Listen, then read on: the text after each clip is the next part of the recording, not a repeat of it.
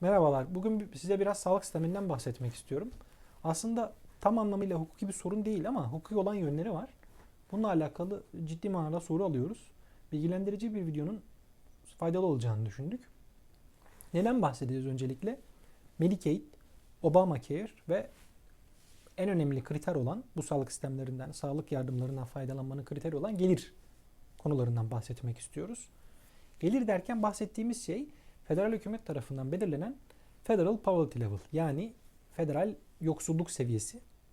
Bu bir istatistik kurumunun hazırladığı bir istatistik olarak düşünebilirsiniz.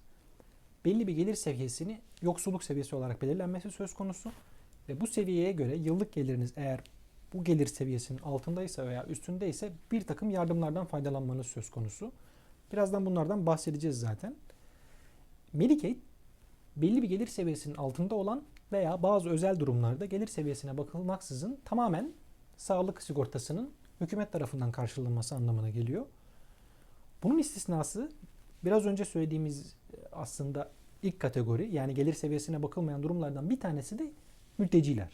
Mülteciler iltica başvurusunda bulunduktan sonra mülteci statüsünü aldıklarında veya ülkeye mülteci olarak girenlerin söz konusu olduğu durumda doğrudan Medicaid'den faydalanmaları söz konusu. 9 ay üst sınırı var. Bu 9 ay içerisinde gelir seviyesine bakılmaksızın Medicaid'den faydalanılması söz konusu.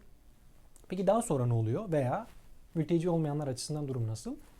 Medicaid'in gelirle alakalı yönü federal yoksulluk seviyesinin %138'ine kadar olmayla alakalı. Evet, bahsettiğimiz federal yoksulluk seviyesi bu şekilde US Department of Health and Human Services internet sitesinde ilan ediliyor. 2019 yılı için aile büyüklüğüne göre 1, 2, 3, 4, 5, 6 diye gidiyor. Farklı büyüklükteki aileler için farklı rakamlar söz konusu. Bekar birisi için 12 bin dolar civarında, yine 3 kişilik 2 çocuklu bir aile için, tek çocuklu bir aile için 21-25 bin diye gidiyor. Peki gelelim New Jersey Family Care'e. Bahsettiğimiz gibi Medicaid sağlık sisteminin, federal sistemin eyaletler tarafından uygulanması söz konusu. Her eyaletteki Medicaid programı farklı. New Jersey'deki Medicaid programı New Jersey Family Care. New Jersey Family Care'in Medicaid eligibility, yani kimlerin Medicaid alabileceğine dair bir takım kategorizasyonu söz konusu. Yetişkinler, çocuklar, hamile bayanlar olarak ayrılmış durumda.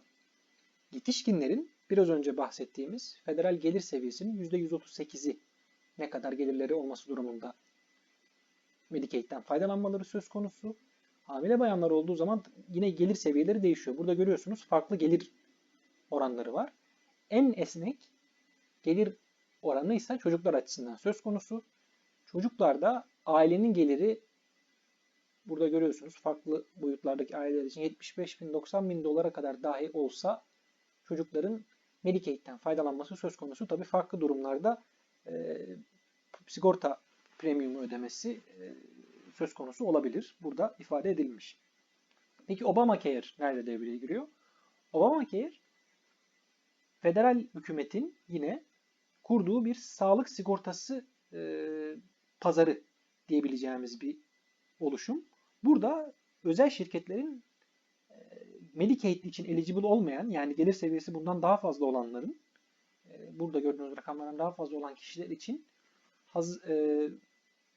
özel sigorta şirketlerinin sağlık sigortası sunması ve bu sağlık sigortasını alanlara federal hükümetin sigorta premiumlarını, ödemelerini yapabilmesi için yardımda bulunması anlamına geliyor. Dolayısıyla eğer gelir seviyeniz %138'in üzerindeyse eğer 15 Aralık'a kadar Obamacare'e başvurup özel bir sağlık sigorta şirketinden sağlık sigortası bu pazar üzerinden, marketplace üzerinden alıp federal hükümetin sigorta ödemelerine yapacağı yardımlarından faydalanmanız söz konusu. Tekrar ifade etmek istiyorum.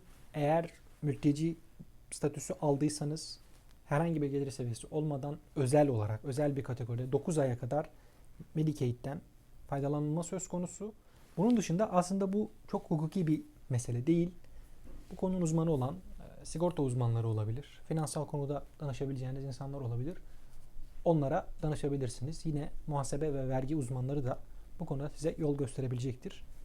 Her zaman olduğu gibi hukuki sorularınızı bize yöneltebilirsiniz. Bu videonun ve diğer videolarımızın altına yorum olarak bırakabilirsiniz. Doğrudan bize ulaşabilirsiniz. Kanalımıza abone olduğunuz için teşekkür ediyoruz.